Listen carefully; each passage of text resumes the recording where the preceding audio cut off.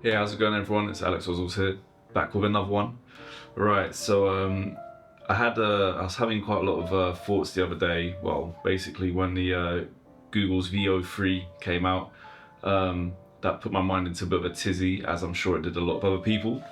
And I tried to record a kind of a free-flowing video about it, but to be honest, it was tricky. So I basically tried to condense all my thoughts into like a short kind of video essay type thing, which I will be reading now, and hopefully it'll make help channel my thoughts a lot with a lot more precision and ease. Anyway, so this is kind of just my thoughts, and I'm sure they'll evolve, and I'm sure there's probably a couple of things maybe I've missed out. I hope not, but feel free to add on. Let me know what you think, and or if you disagree or if you agree, etc. But this is my little mini essay thing. So without further ado, here I go. So this is called "Just Don't Steal My Flow State," and it's my thoughts on the death and transformation of the creative technician.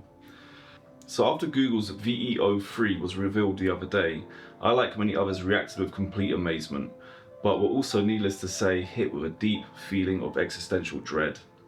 I have, however, at the time of writing this, come to the view that this feeling, that there's a continuous lurking danger, or that we're on the periphery of some great catastrophe, seems to be something which has embedded itself as a permanent fixture in the cultural zeitgeist.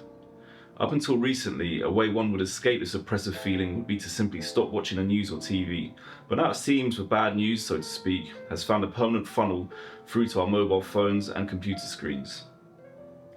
Anyways, let's not digress too much. I wanted to explore the idea that while AI seems to be ever encroaching into all aspects of our life, and quite notably in the creative world, it may not necessarily be completely over, a feeling they, at this point, quite obviously want to engender. The reason I entitled this video, "Just Don't Steal My Flow State," is because the current climate in regards to AI has really started to put into question for me the kind of importance we put on the tools themselves, especially pertaining to the creative fields. I really feel this is something we need to address critically if we are to survive and thrive into the future as creatives, in a world which seems to want to increasingly strip the humanity out of everything. But can they really take everything? I think it's very easy to lose sight of the fact that the reason many of us may get into a creative pursuit is that we want to achieve a particular outcome, first and foremost. When I first got into music production, it's not because I, for example, had a fascination with moving MIDI notes around the screen. It was that I wanted to replicate the music I was hearing. However, with time, I grew a fondness for the overall technical process, especially when I was able to achieve a particular desired outcome with ever more ease and speed. I even went so far as to admire things such as the aesthetics of my DAW, or develop a sense of pride in knowing some of the less obvious production techniques and shortcuts. Another example I can give is that with my full-frame mirrorless digital video camera, I at one point came to become quite fixated with it, especially when paired with its top handle and beautiful wooden side handle. While I have no problem exalting this piece of equipment, there is no doubt a plethora of film purists out there who would decry it in equal measures. And now let's talk about the magic. I think one of the main things we neglect to recognise a lot of the time is that the reason a creative pursuit can be so alluring is through the achievement of the so-called flow state. It induces an almost transcendental meditative state, a feeling almost like time itself has stopped, a moment of peace from the incessant monkey mind, a moment of true connection with one's own self, or even the creator.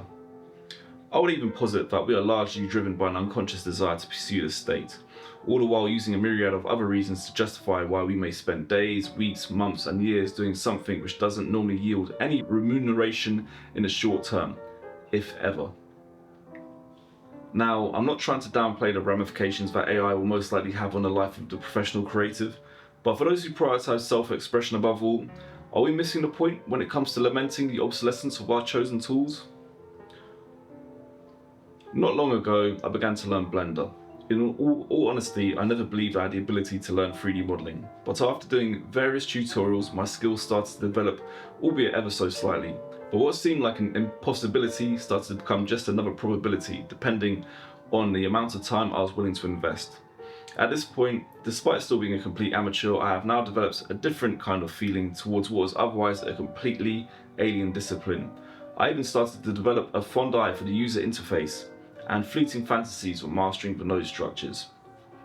Now, having said that, I think this is where I can lay the crux of my thoughts. Imagine looking into the future. Imagine looking at animation and knowing that most of it can be achieved with simple prompts and a little know-how which doesn't take too long to master. Does this simply mean I would completely write off having anything to do with animation, although my natural curiosity is pulling me in that direction? Or perhaps if one's mind has great creative aptitude, they'll be able to take these tools and make something so incredibly innovative and imaginative that those well accustomed to the workings of AI will even wonder how they did it. I can hear right now people saying, well, it just takes the fun out of the creative process and it's so simple now, what's the point? And that is my point.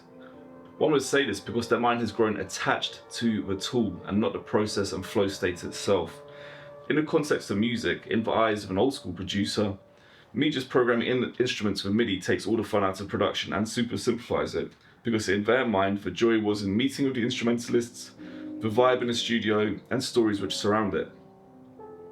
They had also argued the real process was in the collaboration, the recording, the mixing of live instruments all via a huge mixing desk.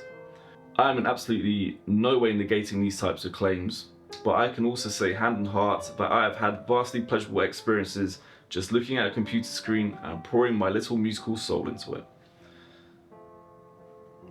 Now for the final question, what about all the jobs? I can honestly say I don't know. However, what I do know is that the creative spirit can simply not be turned off or blocked. The way it pours through us is much like water through a dam, and if the flow is obstructed, eventually there'll be such a backup of it that the results could be devastating. Perhaps this devastation will be a final blow to the machine we find ourselves ensnared in. I am by no means an AI apologist, perhaps I'm even on the contrary, but I think one should try look at the other side of the coin, even just for the sake of an intellectual exercise. However, on a more serious note, it does seem that if one is to survive and thrive into the future, especially as a professional, one should place importance on staying nimble and formless, like water, as our friend Bruce Lee would say. Don't get bogged down, don't get attached to the tools, but utilize them for as long as necessary and move on once the time comes. Save your sentimentality for the things which really matter: family, friends, and life itself. So there you go, that's my little essay there. I hope you enjoyed it, and like I say, I'm not exactly a big fan of AI. It's pretty amazing, but I think it's important just to look at both sides of the coin, because obviously there's a lot of doom and gloom out there right now, but I'm kind of the eternal optimist, and I think I always try and put a positive spin on anything, no matter how bad it looks, because maybe the truth is we do just write our own lives, our own realities, you know, but I could be wrong, I don't know. So yeah, just let me know what you think. Maybe you want to add something to this, and like I say, maybe I've missed something out, but I'm all up for discussion. So for myself, Alex Ozzles, I will be signing out now, and I will see you soon. Take care.